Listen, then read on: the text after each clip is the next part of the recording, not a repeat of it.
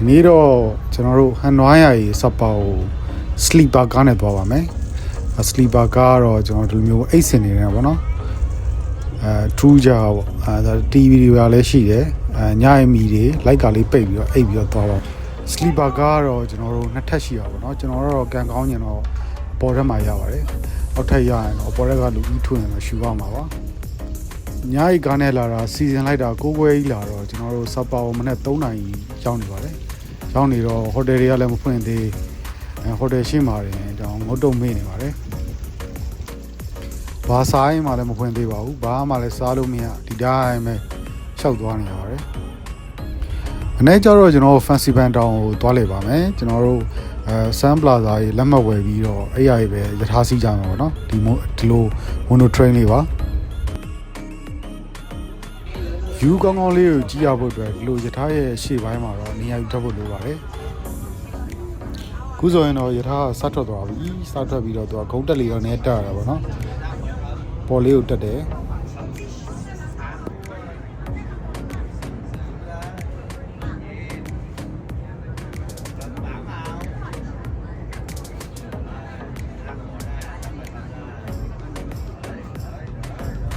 ခုတော့ရှုခင်းလာလေးတွေမြင်ရပါပြီကျွန်တော်ညာဘက်ချမ်းကတော့တောင်ကပန်းမှာပေါ့နော်စောက်ထားတဲ့စောက်လေးဖြစ်ပြီးတော့ဘယ်ဘက်ကတော့တောင်လေးကိုမြင်နေရပါပြီဒါတော့ကျွန်တော်စပါမျိုးရဲ့အလှပါပါ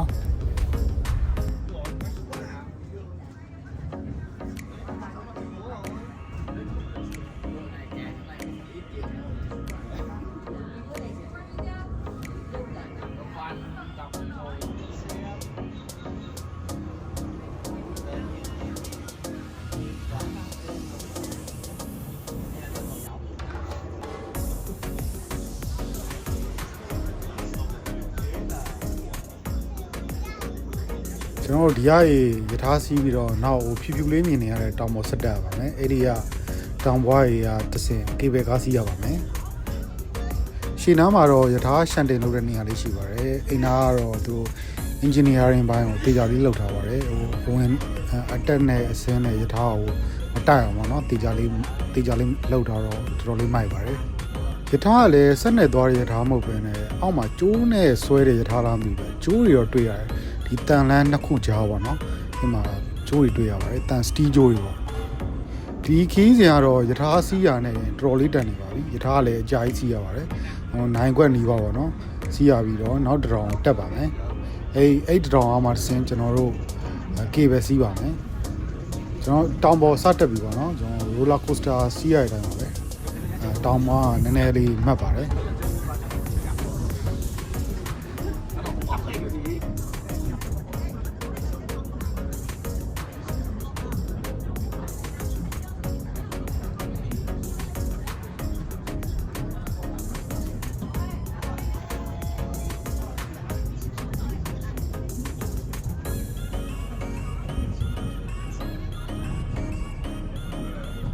အဲ့တော့ကားမြောင်ဝါဘူရာယုံရောက်ပြီပေါ့နော်ကျွန်တော်တို့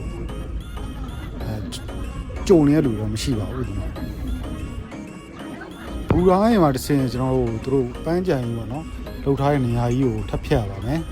အဲ့ဒီမှာတစ်စင်ကေဘယ်စီရဲ့နေရာကိုသွားပါမယ်ပန်းကြံလည်းသူတို့တေချာလှုပ်ထားတာပေါ့နော်ပန်းကနေတေချာစိုက်ထားတယ်အလှပလေးပေါ့သူတို့ရှူရင်းတွေလည်းကြည့်လို့ရအောင်ဓာတ်ပုံတွေလည်းကောင်းကောင်းရိုက်လို့ရအောင်နေရာတွေတော်တော်များရှိပါတယ်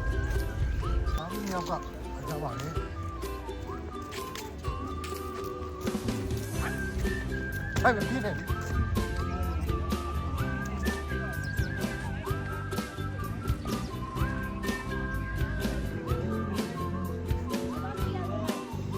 ဒါတော့ကြောက်ခစ်ကစင်ရုပ်ကြီးဖြစ်ပြီးတော့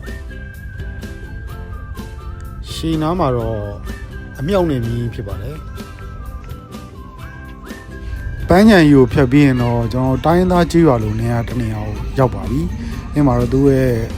ရက်ကန်းလုပ်ငန်းတွေတခြားအမွှေးတိုင်လုပ်ငန်းတွေကိုပြထားပါတယ်။ပြီးတော့တိုင်းသားသူ့ရဲ့တိုင်းသားစားစာတွေကိုလည်းစားလို့ရပါတယ်။ကျွန်တော်ကတော့အပြန်ကြမှဝင်ပါမယ်။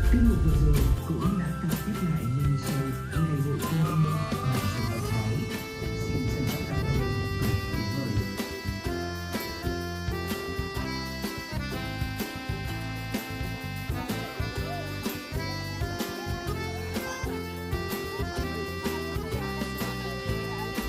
ခုဆိုရင်တော့ပန်းညံနောက်တစ်ခုထက်ရောက်ပြီเนาะအဲ့ဒီမှာဗုဒ္ဓရုပ်ဘွားတော်လေးအဲ့လိုရုပ်ထုပုံတွေလည်းရှိပါတယ်အဲ့မှာလည်းဓပုံတရားရလို့ရပါတယ်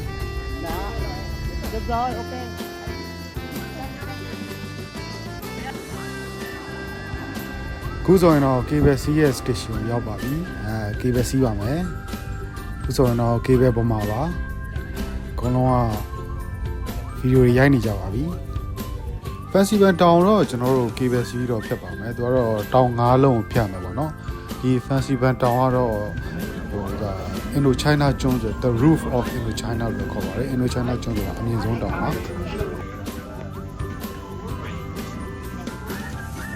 cable ကိုဒီလောက်ကြာမစီးဘူးတော်တော်ကြာတယ်တနာ45မိနစ်နဲ့နိုင်ကြပါတော့စီးရပါတယ်အခုကဒီနေ့ကျတော့သူမြူရီဆိုင်းနေတဲ့အတွက် cable ကဘယ်သွားလို့သွားမှမသိဘူးမြူရီပဲရောက်နေတယ်နော်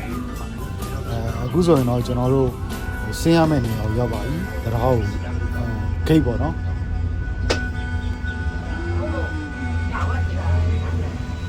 ဘူရာယိုမှာကြုံမဲ့သူမရှိပေမဲ့ cable မှာတော့ကြုံမဲ့သူရှိပါတယ်နီအောင်လေးနဲ့ကျွန်တော်တို့လက်ပြနေပါတယ်ဒါကတော့သူတို့ cable တိဆောက်စဉ်ကဓာတ်ပုံမှတ်တမ်းတွေပေါ့နော်တော်တော်လေးလှပါတယ်တိမ်နေကြားမှာဒီဘောတော့တော်တော်ပိုက်ပါတယ်မြင်းရဲ့6ရောက်8ချောင်းလုံးလေထဲမှာမြောင်းနေတယ်ကျွန်တော်တို့ဒီပေါ်တက်မှာလည်းစားတော့တန်ရှိရပေါ့နော်ဒါမဲ့သူကဟိုတိုးတောင်ပေါ်မှာစောက်ထားတဲ့အတွက်ဈေးတွေကတော့ကြီးပါတယ်ကျွန်တော်တို့အခုဆိုရင်တော့ဖះเจ้าရှိတဲ့နေရာကိုသွားပြီပေါ့နော်သူကလေကလေးတွေတက်ရပါတယ်ဒီကလေးလေးတော်တော်လေးတက်ရပါတယ်သူကဖះเจ้าမြူထဲမှာဆိုတော့မသိရင်ဟိုနက်ပြည်ပဲရောက်နေတယ်လို့ပါလို့ feeling ကတော့ feeling so good ပါ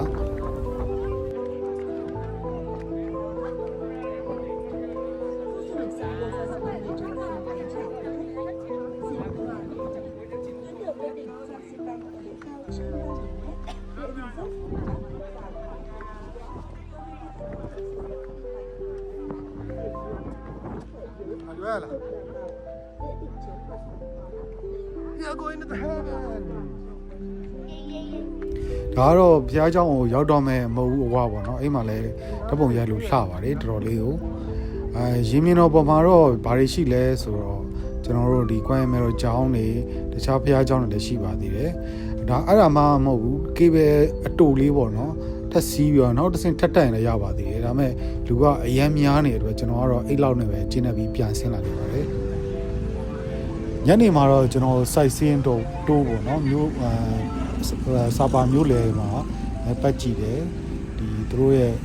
အင်ကြီးဆိုင်တွေဖက်နှက်ဆိုင်တွေရှိပါတယ်ဟိုမှာကြောပွေးဆိုင်တွေNorth Face တွေလည်းအများကြီးရှိပါတယ်စာပါမှာတဲမဲ့ဆိုရင်တော့ကျွန်တော်ဈေးရန်တက်တာတဲ့နေရာလည်းရှိပါတယ်$5တန်$10တန်$10တန်လေးပေါ့နော်ဒီအစာအုပ်ကြီးဂျားထဲမှာပေါ့သူဂျားထဲရောဝင်ရညနေပိုင်းမှာတော့ကျွန်တော် coffee ဆိုင်လေးမှာစာပါမျိုးရဲ့ sunset တွေကိုသွားကြည့်ပါတယ်သူတို့တောင်တန်းနေတယ်ပေါ့နော်နေဝင်ချိန်လေးမှာဟိုးပဲမြင်နေရတဲ့ဟိုတယ်တွေကတော့ဒါတခန်းကို200 300ရှိတဲ့ဟိုတယ်ဖြစ်ပါတယ် sunset လေးမှာလွမ်းစရာကောင်းလိုက်တာညပိုင်းမှာတော့စပါရီပြင်မှာရှိတဲ့အဲ့ဒီ drip ဆွဲလို့ရတဲ့3 wing cycle လေးမှာကလေးနဲ့အတူတူတော့ခမင်းနေပါတယ်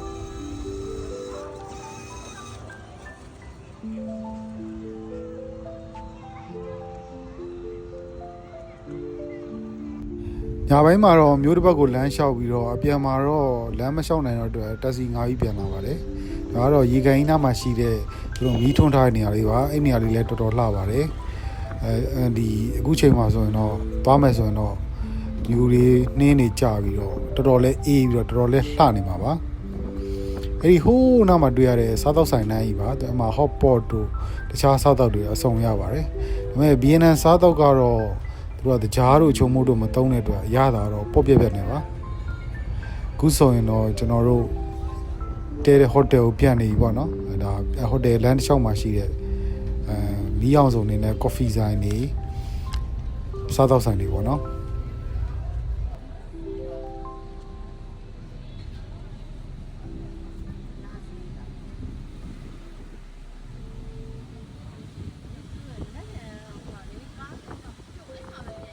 ဟုတ်တယ်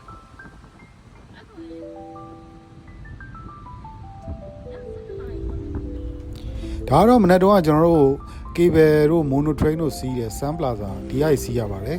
ဒီအိုင်မှာဆိုရင်မိုနိုထရိန်းစီကေဘယ်စီးရင်ဖန်စီဘန်တောင်ရောက်ပါမယ်တော်တော်လေးခန်းခန်းနာနာကြီးရရှိပါတယ်အဲ့ပေါ်မှာလည်းဟိုတယ်ခန်းတွေရှိပါတယ်အဲ့ဟိုတယ်ခန်းတွေကလည်းစီးကြည့်ပါတယ်ခုဆိုရင်တော့ကျွန်တော်တို့ဟိုတယ်ပြန်ပါပြီအားလုံးပဲဒီလောက်နဲ့ကျင်းနေမယ်လို့ထင်ပါတယ်နောက်နေ့ဆိုရင်တော့နင်ပင်ကိုသွားတဲ့ခီးစဉ်လေးတင်ပေးပါမယ်ဘိုင်ဘိုင်